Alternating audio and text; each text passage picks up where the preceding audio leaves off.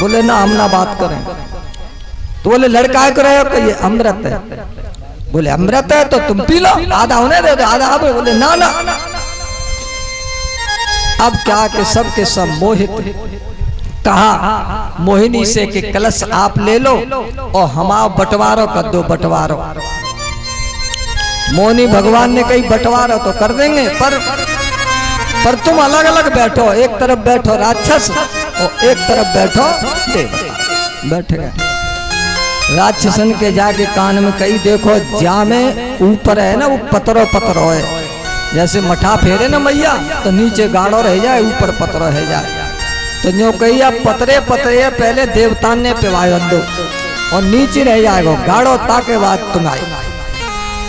राक्षस ने कही अरे जी तो हमें बहुत ही चाहे, जी तो हमारी हितैषी है। बोले हाँ।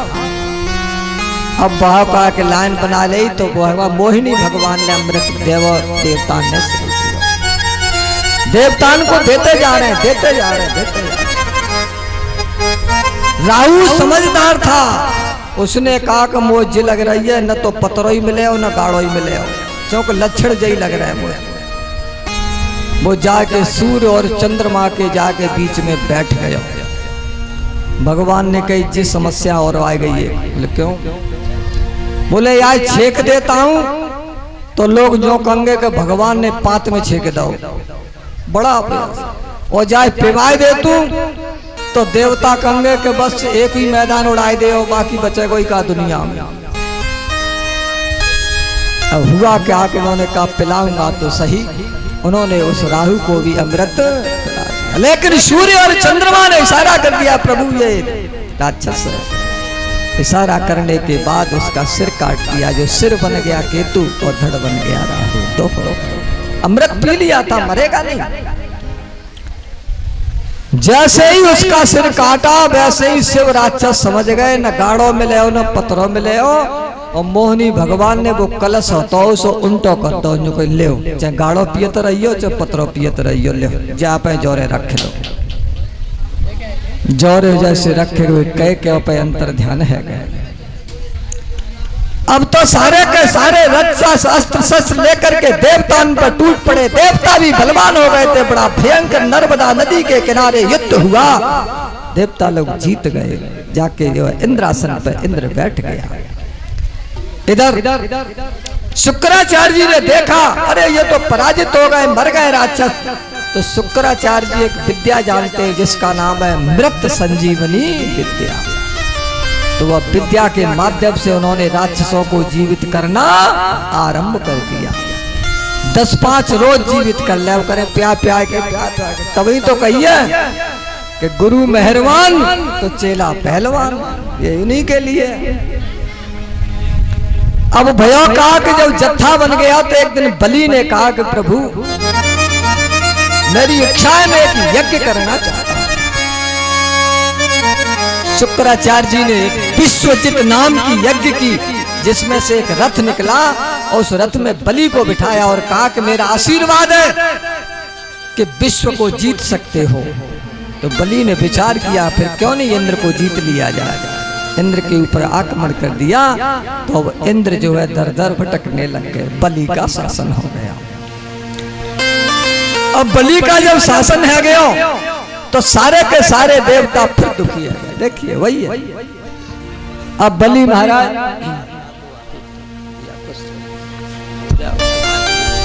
बोलो गोविंद भगवान की जय। बड़ा हो लाला सद्बुद्धि दे भगवान। अब उसके बाद क्या है कि देवता फिर प्रभु की शरण में गए। तो उन्होंने कहा कि मैंने पहले ही कहा था कि प्रहलाद के कुल में उत्पन्न होने वाले का मैं वध नहीं करूंगा, क्योंकि उसके आंसू देख करके मेरा ये फैसला है। और ये बलि प्रहलाद का नाती लगता है, शायद बैरोचन का पुत्र है। तो बोले कोई व्यवस्था करो। हाँ व्यवस्था करूंगा। एक दिन की बात है कि कश्यप ऋषि अपनी पति अदिति के पास गए, यानी देवताओं की माता के पास, अपनी धर्म पत्नी के पास गए। जब पास में गए तो उसने कई दिन सेवा की एक दिन चरण दबा रही थी तो चरण दबाते दबाते उसका दुख प्रकट हो गया। उसके आंसू पति देव के चरणों पर गिर पड़े। पति ने कहा कि देवी तुम रो रही हो, तुम्हें कष्ट है? अदिति ने कहा मुझे कोई कष्ट नहीं है प्रभु, कोई। फिर ये आंसू गरम गरम क्यों कर रहे हैं? बोले मेरे बेटों को कष्ट है। जिसकी संतान दुखी रहती है उसके माता पिता दुख का महसूस करते, अनुभव। बोले बलि ने शासन दे लिया है, मेरे बच्चे सब दर दर भटक रहे हैं, कोई व्यवस्था करो आप। तो उन्होंने कहा कि मैं तुम्हें एक व्रत देता हूं, इस पुंसवन वर्ष का व्रत करना, मार्गशीर्ष शुक्ल पक्ष के दिन अगहन के महीने में, और इसका व्रत करने से तुम्हारे घर में ठाकुर जी आएंगे। आज उसने बड़े विधि विधान से व्रत किया।